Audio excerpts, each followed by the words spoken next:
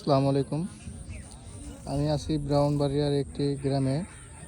তো এখানে দেখুন কৃষকদের কি পরিমাণ কষ্ট এবং দুর্ভোগ পোহাতে হয়।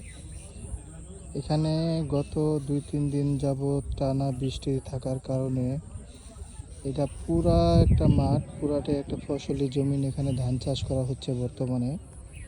তো এই যে মাঝখানের অংশটা দেখতে পাচ্ছেন যে একদম পুরাটা একদম শুয়ে পড়েছে, ধান মাটিতে লেপ্টে পড়েছে। তো দেখা যাচ্ছে, দেখেন এই ধরনের পরিস্থিতি প্রায় জমিনে হয়েছে।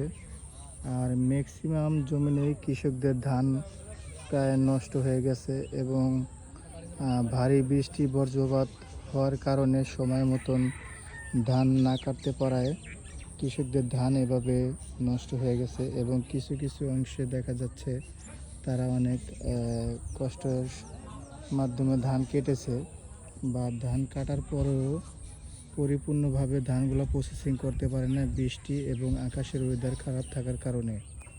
এই হলো গ্রাম অঞ্চলের কৃষকদের পরিস্থিতি খুবই ভয়াবহ। হয়তোবা আমরা যারা ঢাকাতে থাকি, শহরে থাকি, আমরা এগুলো বুঝতে পারি না যে আসলে একটা কৃষকের কতটা পরিশ্রমের মাধ্যমে ফসল ফলায় এবং ফসল ফলানোর সেই ফসল আমরা ঢাকা শহর বসে সুন্দরভাবে উপভোগ করি।